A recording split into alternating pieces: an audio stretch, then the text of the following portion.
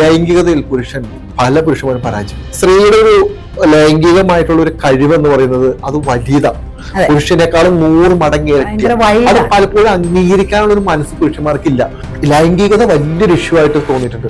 സ്ത്രീ അതിന്റെ അനന്തമായ സാധ്യതകളെ ഒരുപക്ഷെ തേടിപ്പോയാൽ ഭർത്താവിന്റെ നിന്ന് തല്ലു വാങ്ങിയാൽ ആ ദിവസം സന്തോഷമായിട്ട് ജീവിക്കുന്ന ഒരുപാട് സ്ത്രീകൾ ചെങ്ങല ആഭരണമായിട്ട് കാണാൻ പറ്റും. എനിക്ക് എന്റെ കാലമുള്ള ചെങ്ങലയെ എനിക്കൊരു ആഭരണമായിട്ട് കാണാൻ പറ്റും. സ്ത്രീക്ക് സ്ത്രീയുടെ കുട്ടിയെ തിരിച്ചറിയാൻ ഒരു ബുദ്ധിമുട്ടുമില്ല. ഞാൻ പ്രസവിച്ചത് എന്റെ കുട്ടി. അതേസമയം പുരുഷനെ എങ്ങനെയാ കുട്ടിയെ തിരിച്ചറിയാൻ? ഒരു നല്ല ഭാര്യയാവണം, നല്ല അമ്മയാവണം, നല്ല സഹോദരി ആവണം, നല്ല അമ്മായിയമ്മയാവണം എന്നുള്ളതൊക്കെയാണ്. അതിന് ഇൻഡിവിജ്വൽ എന്നുള്ള രീതിയിൽ സ്ത്രീയെ എപ്പോഴും കാണുന്നില്ല. ഒരു ഡിപ്പെൻഡന്റ് എന്നുള്ള രീതിയിലാണ് എപ്പോഴും സ്ത്രീയെ കാണുന്നത്. ആശ്രിത. നീ അന്യന്റെ വീട്ടിൽ പോകാനുള്ള ഒരാൾ, അടങ്ങി ഒതുങ്ങി ജീവിക്കേണ്ടവരാണ്. പ്രണയിക്കുക എന്ന് പറഞ്ഞാൽ മൂത്ത് കരിവാരിത്തേക്ക് എര തേടുക, ഒന്ന് എണ ചേരുക. ഇത് രണ്ടും വളരെ സ്വാഭാവികമായും കൂട്ടായും ചെയ്തിരുന്ന സിംഹോ ആനയോ പട്ടിയോ പൂച്ചയോ ഒക്കെ പോലെ തന്നെ മനുഷ്യനും അത്ര ഉണ്ടായിരുന്നുള്ളൂ. പള്ളി ചെല്ലുമ്പോ എന്ത് പറയും, അമ്പലത്തിൽ ചെല്ലുമ്പോ എന്ത് പറയും, അല്ലെങ്കിൽ മറ്റേ അക്രമങ്ങൾ ഉണ്ടാവോ, പെൺകുട്ടിയുടെ പേരിൽ തലമറയ്ക്കാതെ നടന്ന അക്രമങ്ങൾ ഉണ്ടാവോ എന്നൊക്കെ ഭയപ്പെട്ടിട്ട് കൂടിയാണ് കുറെ കാര്യങ്ങളൊക്കെ ചെയ്യുന്നത്. അല്ലാതെ തന്റെ മോള് സ്വതന്ത്രമായിട്ട് ചിന്തിച്ച് പ്രവർത്തിക്കേണ്ടെന്ന് അമ്മമാരെ ആഗ്രഹിച്ചിട്ടല്ല. അതാണ്. അതായത് അമ്മയും അച്ഛനും ആ അല്ലെങ്കിൽ സഹോദരങ്ങള് അല്ലെങ്കിൽ ആരാണോ കൺട്രോൾ. ഇപ്പൊ ടീച്ചേഴ്സിന് തന്റെ കുട്ടികൾ വലുതാവണ ടീച്ചേഴ്സിന്റെ ബോധം ഇതാണ്. അപ്പൊ ഇത് ഈ പ്രതികരണം എന്ന് പറയുന്ന പല സ്പാർക്ക് പല സ്ഥലങ്ങളിൽ നിന്നുണ്ടാവും, പലതരത്തിലുള്ള സ്പാർക്കുകൾ. ഈ സ്പാർക്കുകളിൽ ചിലത് അവിടെ തോറ്റുപോയാലും പിന്നെ അത് വേറൊരു സ്ഥലത്ത് ഉണ്ടാവും. കാരണം ഇപ്പൊ എന്താ പറയാ, പലരുടെയും കഥകളും കവിതകളും ഒക്കെ ഒരു കാലത്ത് വിസ്മരിക്കപ്പെട്ടതൊക്കെ ഇപ്പൊ രണ്ടാമത് എടുത്തുകൊണ്ട് വരുന്നുണ്ട്. അത് എവിടെയെങ്കിലുമൊക്കെ സ്പാർക്ക് ഉണ്ടാവുകയും ഈ സ്പാർക്ക് കഴിയും സമൂഹത്തിൽ ഒരു ചേഞ്ച് ആയിട്ട് വരികയും ഇന്നലെ വരെ തെറ്റെന്ന് പറഞ്ഞിരുന്ന പല കാര്യങ്ങളും ശരിയാണെന്ന് ബോധ്യപ്പെടുകയും അതിന് കുറച്ച് സമയം പിടിക്കും. അപ്പോൾ അതിനെതിരെ റെസിസ്റ്റൻസ് വരും, വളരെ ശക്തമായിരിക്കും റെസിസ്റ്റൻസ്. പിന്നെ ഇതിൽ വേറൊരു കാര്യമുണ്ട്, നമ്മൾ അറിഞ്ഞും അറിയാതെയും പലരും ഇതിന്റെ പ്രചാരകരാകുന്നുണ്ട്. ഇപ്പൊ പുരുഷന്മാരെ സംബന്ധിച്ചിടത്തോളം എന്റെ ഭാര്യ ഈ പ്രചാരകരാവാന്ന് പറയുന്ന അവര് പലപ്പോഴും ഇതിനെ ആസ്വദിക്കുന്നുണ്ട്. ഈ മെയിൽ ഡോമിനിസത്തെ പറ്റിയും അവരുടെ മറ്റേ പല സ്ത്രീകളും ഞാൻ കണ്ടിട്ടുണ്ട്. ഭർത്താവിന്റെ നിന്ന് തല്ലു വാങ്ങിയാൽ ആ ദിവസം സന്തോഷമായിട്ട് ജീവിക്കുന്ന ഒരുപാട് സ്ത്രീകൾ. തല്ലു വാങ്ങാന്നുള്ളത് നമ്മള് പുറത്തുനിന്ന് കുറച്ച് അതിശയോക്തിയിൽ പറയാണ്. പക്ഷെ പലപ്പോഴും സ്ത്രീകള് രക്ഷപ്പെടാൻ വേണ്ടിയിട്ടുണ്ട്. എന്റെ ഭർത്താവ് കൊല്ലും, എന്നെ ഒറ്റയ്ക്ക് വിടില്ല. തല്ലാൻ ആഗ്രഹിക്കുന്ന സ്ത്രീകളുണ്ട് മേഡം. മാഡത്തിന് ഒരു വർഷം അറിയില്ലായിരിക്കും. ജീവിത സാഹചര്യങ്ങളും അല്ല, അവര് അത് അങ്ങനെ ചെയ്യുന്നത് എന്റെ നന്മയ്ക്ക് വേണ്ടിയിട്ടാണ്. അല്ല, എവിടെ നിന്നാണ് ഈ അടി വരുന്നത്? ഇപ്പൊ ഞാൻ കാര്യം പറയട്ടെ, ഒരു ചെറിയ കുഞ്ഞ് വീട്ടിൽ ജനിച്ച നാൾ മുതൽ ഒരു പക്ഷെ കുറച്ചുകൂടി ഒരു സൈക്കിക്കായ പാരന്റ്സ് ആണെങ്കിൽ അവർ തല്ല് പഠിപ്പിക്കുന്നത്. ഈ തല്ല് എന്തായാലും പിന്നീട് അങ്ങോട്ട്. അപ്പൊ എന്താ വിചാരിക്കുക, എന്റെ അച്ഛനമ്മ എന്നെ തല്ല് വളർത്തിരിക്കുന്നത് എന്റെ നന്മയ്ക്ക് വേണ്ടിയിട്ടാ. അപ്പൊ നാളെ വീട്ടിൽ ഭർത്താവ് തല്ലുമ്പോഴും ഈ കുട്ടിയുടെ മനസ്സിൽ മൊത്തം ഇതായിരിക്കും, എന്നെ തല്ലിയത് ഞാൻ രക്ഷപ്പെടാൻ വേണ്ടിയിട്ടായിരിക്കും. സാഹചര്യങ്ങളിൽ അതിനോട് യൂസ്ഡ് ആവുന്നു എന്നുള്ളതാണ്, അതിനോട് പരിചിതരാകുന്നു എന്നുള്ളതാണ്. അതൊരു പരാതിയാക്കപ്പെടുന്നില്ല എന്നുള്ളതാണ് ശരിക്കും പറഞ്ഞത്. അങ്ങനെയും വരുന്നുണ്ട്. പക്ഷെ ശരിക്കും പറഞ്ഞിട്ടുണ്ടെങ്കിൽ ഇവരൊക്കെ ഇതിനെ മറികടക്കാൻ ആഗ്രഹിക്കുന്നവരാണ്. ഇതിനെ കണ്ടീഷൻ ചെയ്തിരിക്കുകയാണ്. അതിനെ ബ്രേക്ക് ചെയ്യുമ്പോഴാണ് അത് വളരെ സ്വാഭാവികമാകുമ്പോൾ ഇവരൊക്കെ ഇതിനേക്കാളും അപ്പുറത്തേക്കാവും. അപ്പൊ ആദ്യം കണ്ട ആളുകൾ, മുമ്പ് നടക്കുന്ന ആളുകൾ ചില വഴി വെട്ടിത്തെറിച്ച് പോകുന്നു. എനിക്ക് തോന്നിയൊരു കാര്യം എന്ന് പറയാം മേഡം, നമ്മൾ സ്ത്രീകളെ പറ്റി പലപ്പോഴും, ഞാൻ പറയുന്നത് എത്രത്തോളം ശരിയാണെന്ന് എനിക്കറിയില്ല, പലപ്പോഴും നമുക്ക് കാണാൻ പറ്റുന്നത് നമ്മുടെ എന്റെ സ്വന്തം അമ്മയുടെ കാര്യം എടുത്താലും സഹോദരിയുടെ കാര്യം എടുത്താലും ഇനിയിപ്പോ നമുക്കൊരു കൂടെ നിൽക്കുന്ന പാർട്ട്നേഴ്സിന്റെ കാര്യം എടുത്താലും സ്ത്രീകൾ എവിടെയോ ഭയപ്പെടുന്നതായിട്ട് എന്തിനോ ഭയം. അത് എന്താണെന്ന് ചോദിച്ചാൽ അവർക്ക് അറിയില്ല. അമ്മയോട് ചോദിച്ചാൽ അമ്മയ്ക്ക് അറിയില്ല. അല്ല, എനിക്കറിയാൻ ഭയപ്പെടുന്നത് എന്താന്ന്, കാരണം നമ്മളെ എന്നെ കണ്ടീഷൻ ചെയ്തിരിക്കുന്നത്, എന്റെ ചെറുപ്പത്തില് എന്നോട് പറഞ്ഞിരിക്കുന്നത്, നീ അന്യന്റെ വീട്ടിൽ പോകാനുള്ള ഒരാൾ, അടങ്ങി ഒതുങ്ങി ജീവിക്കേണ്ടവരാണ്, മൂത്ത് കരിവാരി തേക്കാൻ പാടില്ല. പ്രണയിക്കുക എന്ന് പറഞ്ഞാൽ മൂത്ത് കരിവാരി തേക്കുക. അത് പുരുഷന്മാർക്കല്ല, അല്ല സ്ത്രീകൾക്ക് മാത്രമല്ല പുരുഷന്മാർക്കും അങ്ങനെ തന്നെയാണ്. പിന്നെ ചീത്തപ്പേര് കേൾപ്പിക്കുക. ഏത് പ്രണയിക്കുക എന്ന് പറഞ്ഞാൽ ജീവിതത്തിലെ ഏറ്റവും സൗന്ദര്യമുള്ള ഏറ്റവും ഭംഗിയുള്ള ഒരു ഭാവമാണ്. അതിന് നമ്മുടെ നാട്ടിൻപുറത്തൊക്കെ നമ്മളോടൊക്കെ ചെറുപ്പത്തിലെ പറഞ്ഞു തന്നേക്കണത്, നീ മൂത്ത് കരിവാരി തേക്കരുത് എന്നൊക്കെ പറഞ്ഞ് എപ്പോഴും നിനക്ക് എന്തോ നഷ്ടപ്പെടാനുണ്ട്, നിനക്ക് എന്തോ ഇതായി പോകും എന്നുള്ള മട്ടിൽ പറയുകയും ശാരീരികമായ അക്രമങ്ങൾക്ക് പലപ്പോഴും വിധേയരാകേണ്ടി വരികയും അത് രഹസ്യമാക്കി വെക്കേണ്ടി വരികയും അത് ആര് കുറ്റം ചെയ്താലും എന്റെ കുഴപ്പമാണ് എന്നുള്ള ഒരു കണ്ടീഷൻ. ഇപ്പൊ സ്ത്രീയെ ആരെങ്കിലും ലൈംഗികമായിട്ട് ആക്രമിച്ചാല് അത് സ്ത്രീയുടെ കുറ്റമായിട്ടാണ് കാണുന്നത്, അത് ചെയ്ത ആളുടെ കുറ്റമായിട്ടല്ല കാണുന്നത്.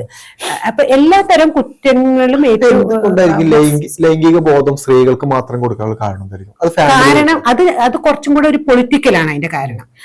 ഞാൻ വിചാരിക്കുന്നത്, അതായത് ഈ കുടുംബം എന്ന് പറയുന്ന സാധനം പണ്ടൊന്നും ഈ പ്രാകൃത കമ്മ്യൂണിസം എന്നൊക്കെ പറയണ, അല്ലെങ്കിൽ പണ്ട് നായാടികളായി നടന്ന എരതേടലും എണചേരലും, ബേസിക് മനുഷ്യന്റെ 2 ആവശ്യങ്ങളെ മനുഷ്യനുള്ളൂ. ഒന്ന് എര തേടുക, ഒന്ന് എണചേരുക.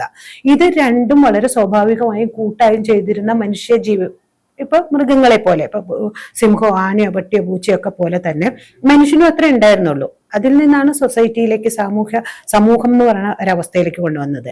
അതിൽ നിന്ന് സ്വകാര്യ സ്വത്ത് എന്ന് പറയുന്ന സാധനത്തിലേക്ക് വന്നേ.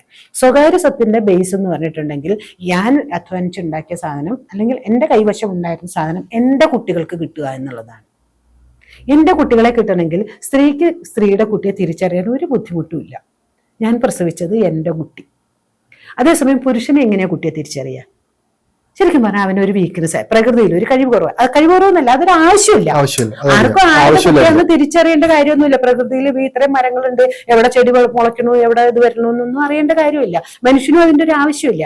പക്ഷേ മനുഷ്യൻ സ്വകാര്യ സ്വത്ത് സംരക്ഷിക്കാൻ തുടങ്ങിയതോടുകൂടി, കാരണം എന്റെ കയ്യിലുള്ള സാധനം എന്റെ കുട്ടികൾക്ക് എന്ന് പറയുന്നതോടുകൂടി പുരുഷന് തന്റെ പിൻതലമുറയെ തിരിച്ചറിയാൻ കഴിവില്ല. അപ്പൊ സ്വാഭാവികമായിട്ട് എങ്ങനെയാണ് അത് അറിയണത്? സ്ത്രീയെ കൺട്രോൾ ചെയ്തുകൊണ്ട്. അത് അങ്ങനെയാണ് സ്ത്രീയുടെ പുറത്ത് കൺട്രോൾ വരുന്നത്. അത് മാത്രമല്ല, അത് ആദ്യകാലങ്ങളിലെ ഇത്തരത്തിലുള്ള നിയന്ത്രണങ്ങളെ വളരുകയും അതൊരു സോഷ്യൽ, പിന്നെ നമ്മുടെ ഡെവലപ്മെന്റ് എന്ന് പറയുന്നത് മുഴുവൻ ഈ സ്വകാര്യ സ്വത്തിനെ ബേസ് ചെയ്തുകൊണ്ടാണ്. ഹ്യൂമൻ ഡെവലപ്മെന്റ് എന്ന് പറയുന്നത് സ്വകാര്യ സ്വത്തിനെ ബേസ് ചെയ്തുകൊണ്ടാണ്. സ്വകാര്യ സ്വത്തിനെ ബേസ് ചെയ്തുകൊണ്ടിരിക്കുന്നിടത്തോളം കാലം സ്ത്രീയുടെ പുറത്ത് കൺട്രോൾ വരും. ശരിയാണ്. ഈ സ്വകാര്യ സ്വത്ത് എന്ന് പറയുമ്പോൾ മാഡം അതിന്റെ സ്വകാര്യ സ്വത്ത്, അതിന്റെ ഒപ്പം തന്നെ ഞാൻ കൂട്ടിച്ചേർക്കാൻ ആഗ്രഹിക്കുന്ന കാര്യം എന്ന് പറഞ്ഞാൽ, ഞാൻ കൂട്ടിച്ചേർക്കാൻ ആഗ്രഹിക്കുന്ന കാര്യം എന്ന് പറഞ്ഞാൽ, പലപ്പോഴും ലൈംഗികതയിൽ പല പുരുഷന്മാരും പരാജയം. കാരണം അവർ വിചാരിക്കുന്നത് ചിലപ്പോൾ അവിടെ സ്ട്രെസ് ആവാം, മറ്റെന്തെങ്കിലും ഇഷ്യൂസ് ആവാം. പക്ഷെ സ്ത്രീയെ സംബന്ധിച്ച് സ്ത്രീയുടെ ഒരു ലൈംഗികമായിട്ടുള്ള ഒരു കഴിവ് എന്ന് പറയുന്നത് അത് വലിയതാണ്. പുരുഷനേക്കാളും 100 മടങ്ങ് അത് പലപ്പോഴും അംഗീകരിക്കാനുള്ള ഒരു മനസ്സ് പുരുഷന്മാർക്കില്ല.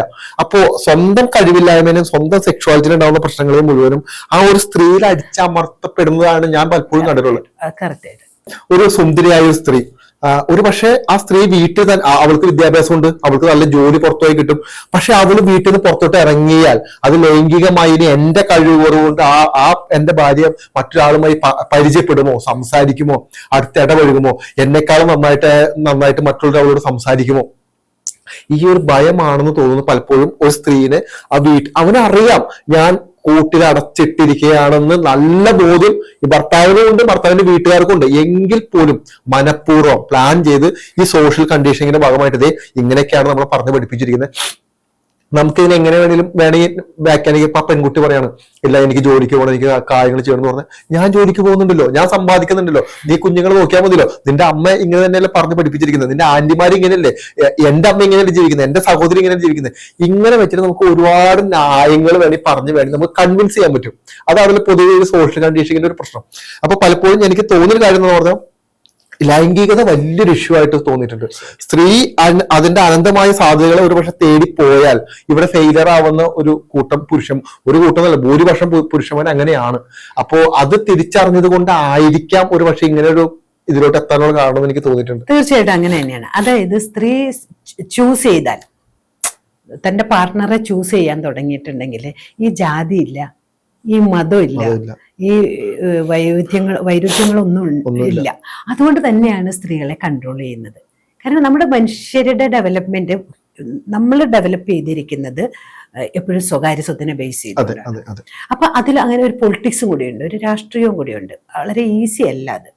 അതുകൊണ്ട് അത് നിയമം ഉപയോഗിച്ചോ അതല്ലെങ്കിൽ മറ്റ് ഇതുകൾ മാത്രമല്ല, ബുദ്ധിയിലും കൂടി അങ്ങനെയാണ് ചെയ്യുന്നത്. സ്ത്രീ ഇങ്ങനെ ആയിരിക്കണം എന്നുള്ളത് നമ്മുടെ ബോധത്തിൽ നിർമ്മിച്ചിരിക്കുന്നതാണ് ഇത്. കാരണം ഇതിനെ ബ്രേക്ക് ചെയ്താൽ ഇപ്പൊ കാണുന്ന ഒരുപാട് കാര്യങ്ങൾ, ഈ സ്വകാര്യ സ്വത്ത് എന്ന് പറയുന്ന ഇന്നത്തെ ഈ എന്താ പറയുന്നത് നമ്മുടെ മൂലധനം ബേസ്ഡ് ആയിട്ടുള്ള ഡെവലപ്മെന്റ് മുഴുവൻ തെറ്റും.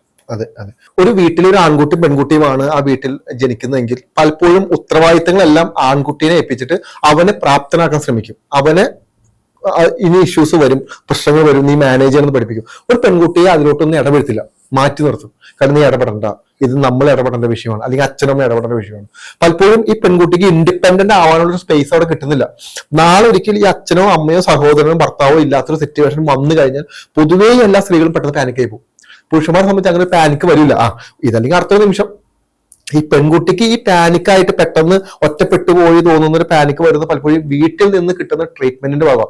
വീട്ടുകാർ കുറച്ചുകൂടി, അച്ഛനും അമ്മയും കുറച്ചുകൂടി ഒരു പെൺകുട്ടിക്ക് ആൺകുട്ടിയുടെ ഒപ്പം തന്നെ നിർത്തി കാര്യങ്ങളെല്ലാം പറഞ്ഞ് പഠിപ്പിച്ച് കൊടുത്ത് ഇൻഡിപെൻഡന്റ് ആയിട്ടുള്ള കാര്യങ്ങളെല്ലാം മനസ്സിലാക്കി കൊടുത്തു കഴിഞ്ഞാൽ ഒരുപക്ഷെ നാളെ ഒരിക്കലും സിറ്റുവേഷൻ നേരിടാൻ പറ്റും. പലപ്പോഴും പല വീടുകളിലും പെൺകുട്ടികളെ മാറ്റി നിർത്തുന്നതായിട്ടാണ് നമുക്ക് കാണാൻ പറ്റുന്നത്. അതാണ് ഞാൻ നേരത്തെ ചോദിക്കാൻ കാരണം, ഇത് നമ്മുടെ വീട്ടിൽ നിന്ന് ചെയ്യേണ്ട കാര്യമല്ലേ എന്ന് ഞാൻ ചോദിക്കുന്നു. തീർച്ചയായിട്ടും വീട്ടിൽ നിന്ന് തുടങ്ങേണ്ടതാണ്. പക്ഷെ വീട്ടിലിരിക്കുന്ന അമ്മയുടെ ബോധം അതല്ല. അതാണ് അമ്മ മോളെ കുറിച്ചിട്ടുള്ള അമ്മയുടെ സങ്കല്പം.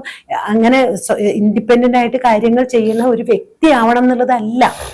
ഒരു നല്ല ഭാര്യയാവണം, നല്ല അമ്മയാവണം, നല്ല സഹോദരി ആവണം, നല്ല അമ്മായിയമ്മ ആവണം എന്നുള്ളതൊക്കെയാ. അല്ലാതെ ആസ് എ ഇൻഡിവിജ്വൽ എന്നുള്ള രീതിയിൽ സ്ത്രീയെ എപ്പോഴും കാണുന്നില്ല.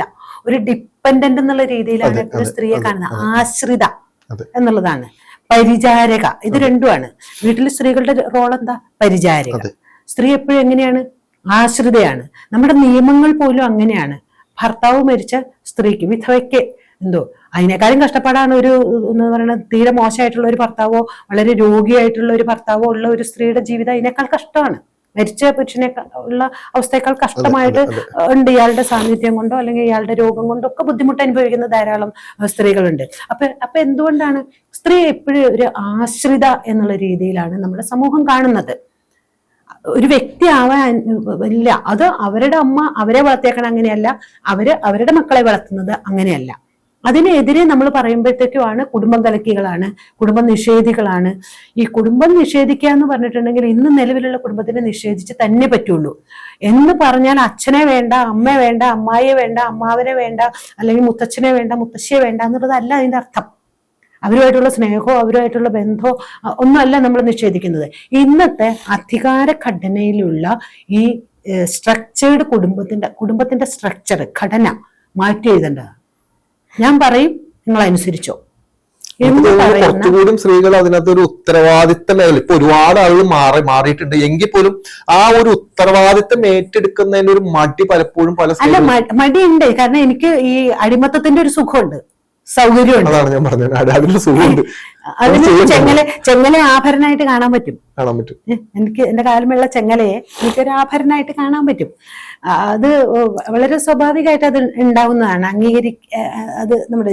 പക്ഷെ അതിനെ ബ്രേക്ക് ചെയ്യുന്ന ആളുകളെ ഇവരോട്ട് അനുവദിക്കില്ല. അതാണ് വലിയൊരു പ്രശ്നം. അപ്പൊ അത്തരം കാര്യങ്ങളില്ല. അതിപ്പോ അതില് ഈ മതം ഭയങ്കര പ്രശ്നമാണ് കേട്ടോ. നമ്മൾ അത്ര എളുപ്പമല്ല, അത് ഇൻഡയറക്റ്റ് ആയിട്ടാണ് പറയുന്നത്.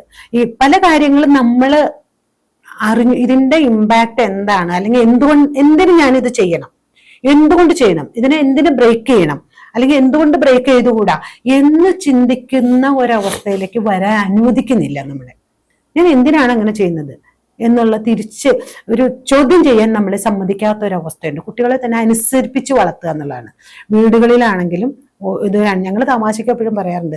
ഗാന്ധി ഇന്നാണെങ്കിൽ നമ്മൾ ഗാന്ധിയോട് പറയുമായിരുന്നു, നീ എന്തിനാ അവിടെ കിടന്ന് വഴക്കൂടണം, ഇങ്ങോട്ട് പോരെ മോനേന്ന് പറയുമായിരുന്നു. മറ്റേ സൗത്ത് ആഫ്രിക്കയിൽ പോയിട്ട് 3ാം ക്ലാസ്സിൽ 1ാം ക്ലാസ്സിൽ കയറി കഴിഞ്ഞപ്പോൾ അവിടെ നിന്ന് ഇറക്കി വിട്ടപ്പോൾ അതിനെതിരെ സമരം ചെയ്തത് നമ്മുടെ അച്ഛനമ്മമാരും നമ്മളെ പഠിപ്പിക്കുന്നത്, നീ എന്തിനാ അവരോടൊക്കെ വഴക്കൂടാൻ പോണേ, ഇങ്ങോട്ട് പോന്നോന്ന് പറയുന്ന ഒരു എന്ന് പറഞ്ഞിട്ടുണ്ടെങ്കിൽ നമ്മളൊരു കംഫർട്ട് ഇതിലിരിക്കാനാണ്, തെറ്റിനെ ചോദ്യം ചെയ്യാനല്ല. ഈ കംഫർട്ടിനേക്കാൾ വലിയൊരു കംഫർട്ട് അപ്പുറത്തുണ്ടെന്ന് മനസ്സിലാക്കുന്നില്ല. അത് എനിക്ക് മാത്രമല്ല, എല്ലാവർക്കും. ഞാനൊക്കെ ആഗ്രഹിക്കുന്ന ഒരു കംഫർട്ട് എന്ന് പറയുന്നുണ്ടെങ്കിൽ എൻ്റെ കുടുംബത്തിന്റെ ഉള്ളിൽ, എൻ്റെ ഇതിന്റെ ഉള്ളിൽ ജീവിക്കുക എന്നുള്ളതല്ല, എല്ലാവർക്കും ഉള്ള കംഫർട്ടേ എനിക്കും കിട്ടുള്ളൂ. അപ്പൊ സൊസൈറ്റിയിൽ പൊതുവായിട്ടൊരു ഇതുണ്ടാവണം, ഒരു മാറ്റം, ചേഞ്ചസ് ഉണ്ടാവണം. എന്നാൽ മാത്രമേ ഈ ചേഞ്ച് എനിക്ക് കിട്ടുള്ളൂ. ലാസ്റ്റ് ഒരു ക്വസ്റ്റ്യനിലോട്ട് പോയി കഴിഞ്ഞാൽ, ഇന്നത്തെ സമൂഹത്തില് നമുക്ക് സ്ത്രീകൾക്ക് ഒത്തിരി അധികം നിയമപരമായിട്ട് ഒരുപാട് നിയമങ്ങളും പ്രത്യേകമായിട്ടുള്ള സംരക്ഷണം എല്ലാം നൽകിയിട്ടുണ്ട്. പലപ്പോഴും പുരുഷന് നിയമപരമായിട്ടുള്ള ഇഷ്യൂസ് വളരെ കുറവാണ്. അവർ ഒരു കംപ്ലൈന്റ് ആയിട്ട് ചെല്ലുകയോ ഒക്കെ ചെയ്ത് കഴിഞ്ഞാൽ പോലീസ് സ്റ്റേഷനിൽ കിട്ടുന്ന അപ്രോച്ച്മെന്റ് ഭയങ്കര ജെന്യൂൻ കേസുകളെ പറ്റിയാണ് പറയുന്നത്. അപ്പോ ഇത്തരത്തിലുള്ള പ്രിവിലേജ് സ്ത്രീക്ക് ഇപ്പൊ കൂടി വന്നു കഴിയുമ്പോൾ ഇത് പറ്റിയെന്ന് പറഞ്ഞാൽ പലപ്പോഴും നമുക്ക് കോടതിയുടെ വിമർശനം ഉൾപ്പെടുത്തിയിട്ടാണ് ഞാൻ പറയുന്നത്. വ്യാജ കേസുകൾ ഇപ്പൊ ഭയങ്കരമായിട്ട് കൂടിയിട്ടുണ്ട്. പീഡന കേസുകൾ, സാമ്പത്തികമായ തട്ടിപ്പുകൾ, ഉപദ്രവിച്ചു എന്ന് പറയുന്ന ഒരുപാട് വ്യാജ കേസുകൾ കൂടിയിട്ടുണ്ട്. അതിന്റെ ഒപ്പം തന്നെ റിയൽ ആയിട്ടുള്ള കേസുകളെല്ലാം ഒതുങ്ങി പോവുകയും ചെയ്യും. അപ്പോൾ ഈ സ്ത്രീകള് അവരുടെ ഇത്തരത്തിലുള്ള അവകാശങ്ങൾ ഇങ്ങനെ യൂസ് ചെയ്യുന്നത് ശരിയാണോ? ഈ ഒരു മനോഭാവത്തിനോട് എന്താ പറയാനുള്ളത്? അല്ല, അഴിമതി അല്ലെങ്കിൽ തെറ്റുകള് അല്ലെങ്കിൽ ക്രിമിനൽ സ്വഭാവം പുരുഷന്മാരെ പോലെ തന്നെ സ്ത്രീകളുടെ ഉള്ളിലുണ്ട്. ഒട്ടും ഞാൻ നിഷേധിക്കുന്നില്ല. പക്ഷെ അതുകൊണ്ട് സ്ത്രീകളെ ഉപദ്രവിക്കുന്ന നിയമം വേണ്ടെന്ന് പറയാൻ പറ്റില്ല. അത് കൃത്യമായി നടപ്പിലാക്കുക എന്നുള്ളതാണ്. ഏതാണ് ശരിയും തെറ്റുന്നത് കണ്ടെത്തുന്നതിലാണ് കഴിവിരിക്കുന്നത് ഒരു സോഷ്യൽ ഇതെന്ന് പറയുന്നത്. ഇപ്പൊ കളവിന്റെ കാര്യത്തിൽ ഒരുപാട് കള്ളന്മാരെ ആരോപിച്ച് ഒരുപാട് ശിക്ഷകൾ നടക്കുന്നുണ്ട്. അതുകൊണ്ട് കളവ് ശരിയാണെന്ന് ആരും പറയുന്നില്ല. നമ്മളിത് കണ്ടെത്തിയാലും പോലീസുകാരുടെ മേലുണ്ടാവുന്ന ഒരു പ്രശ്നമുണ്ടല്ലോ. സ്ത്രീ വന്ന് പരാതിപ്പെട്ടാൽ എഫ്ഐആർ ഇടുക അല്ല, ഇതിൽ വളരെ ഒരു കാര്യം ഇതെന്താന്ന് വെച്ചിട്ടുണ്ടെങ്കിൽ അതൊക്കെ പലപ്പോഴും പ്രിവിലേജ് ഉള്ള സ്ത്രീകൾക്ക് മാത്രമേ കിട്ടുന്നുള്ളൂ. പലപ്പോഴും എപ്പോഴും അല്ല, നമ്മുടെ പ്രിവിലേജ് ഉള്ള സ്ത്രീകൾക്ക് പോലും കിട്ടുന്നില്ല എന്നുള്ളത് സത്യമാണ്. പക്ഷെ നമ്മൾ ഈ ചെന്നങ്ങോട്ട് പറയുമ്പോഴത്തേക്കും പോലീസുകാര് മറ്റേ ഇതിടും എന്നൊക്കെ പറയുന്നത് ഇപ്പോഴും ഇതൊക്കെ കടലാസിലേ ഉള്ളൂ. ജീവിതത്തിൽ പല സ്ത്രീകളുടെയും കൂടെ പലപ്പോഴും പോലീസ് സ്റ്റേഷനിലൊക്കെ പോകാറുള്ള ഒരാളാണ്. പല കേസുകളുമായിട്ട് ഇന്ററാക്ട് ചെയ്യുന്ന ആള്. പലപ്പോഴും നമുക്ക് നീതിയുടെ ഒരു തുമ്പ് പോലും കിട്ടാറില്ല. ഒരു സിസ്റ്റം അങ്ങനെയാണ്. പിന്നെ മാത്രമല്ല, ഭർത്താവ് ഒന്ന് അടിച്ചു എന്ന് പറഞ്ഞാൽ അതൊരു കുറ്റം, അതൊക്കെ കുടുംബമല്ലേ ഉണ്ടാവും എന്ന് പറയുന്നവരാണ്. പിന്നെ മാത്രമല്ല, ഈ പരാതി പറയാൻ ഒരുപാട് സ്ത്രീകൾക്ക് പറ്റുന്നില്ല. അല്ല, മാഡം പറഞ്ഞത് വളരെ കറക്റ്റ് ആണ്. കാരണം നമ്മൾ എറണാകുളത്തിലെ ഒരു പോലീസ് സ്റ്റേഷനിൽ എന്റെ കൂടെ ജോലി ചെയ്തിരുന്ന ഒരു പെൺകുട്ടിയുടെ ഫോണിലോട്ട് ഒരു പയ്യൻ അവന്റെ ഒരു സ്വകാര്യ ഭാഗം കാണിച്ചിട്ടുള്ള ഒരു ഫോട്ടോ അയച്ചു കൊടുക്കുന്നു. നിരന്തരം ഈ പയ്യൻ ഫോട്ടോ അയച്ചു കൊടുക്കുന്നു. അപ്പോൾ ഇത് കണ്ടപ്പോ കൊച്ചു പെട്ടെന്ന് എത്തിപ്പോയി, പാനിക് ആയിപ്പോ. അപ്പൊ എന്നെ കാണിച്ചപ്പോൾ ഞാൻ നോക്കിയപ്പോൾ അവന്റെ സ്വകാര്യ ഭാഗങ്ങളുടെ ചിത്രം. അപ്പൊ ഞാൻ ഇതുമായിട്ട് പെൺകുട്ടിയുടെ ഒപ്പം പോലീസ് സ്റ്റേഷൻ പോകുന്നു. എന്റെ കൂടെ മാധ്യമ സ്ഥാപനത്തിൽ ജോലി ചെയ്ത് പെൺകുട്ടിയുടെ ആലോചിക്കണേ. പോലീസ് സ്റ്റേഷനിൽ ചെല്ലുന്നു, പോലീസുകാർ കാണുന്നു, പരാതി എന്റെ അടുത്ത് പറഞ്ഞു, അവനെ അങ്ങ് ബ്ലോക്ക് ചെയ്ത് കളഞ്ഞാൽ പോരെ, ഇത് നിന്നോ ഇതല്ലല്ലോ, ഇതിനല്ലേ, ഇതിന് ബ്ലോക്ക് ചെയ്യണം, നമുക്ക് വീളം വെച്ച് ചെയ്താൽ പോലെ. ഇപ്പൊ കിട്ടിയ, ഞാൻ ചിന്തിച്ചത് ഇപ്പോ എന്റെ സുഹൃത്തിന് കിട്ടിയ ട്രോമ ചിലപ്പോ ഇവൻ എത്രയോ ആൾക്കാരായിരിക്കും ഇതുപോലെ ഫോട്ടോ അയക്കുന്നത്. ചിലപ്പോ കൊച്ചു കുട്ടികൾ അതിന്റെ അകത്തുണ്ട്. അപ്പൊ അവർക്ക് കിട്ടുന്ന ട്രോമ എന്തായിരിക്കും? നിയമം പലപ്പോഴും നമ്മുടെ നീതിന്യായ സംവിധാനം പലപ്പോഴും പലർക്കും ലഭ്യമാകുന്നില്ല എന്നുള്ളതാണ്. അത് ഒരു എത്താത്ത കനിയായിട്ടാണ് നിൽക്കുന്നത് എന്നുള്ളത്. വളരെ അപൂർവമായിട്ടാണ് നീതി ലഭിക്കുന്നതെന്ന് എനിക്ക് തോന്നിയിട്ടുണ്ട്. നമ്മൾ വളരെ വേഗത്തിൽ ചില സബ്ജക്റ്റുകളിൽ ഒരു സബ്ജക്റ്റിൽ നിന്നിട്ട് പറയുകയാണെങ്കിൽ കുറച്ചും കൂടി അതെ, ഇനി നമുക്ക് ഒരുമിച്ച് ഒന്നും കൂടി ഇരിക്കാം. എന്തായാലും ഇത്ര നേരം ഇരുന്നതിന് നന്ദി.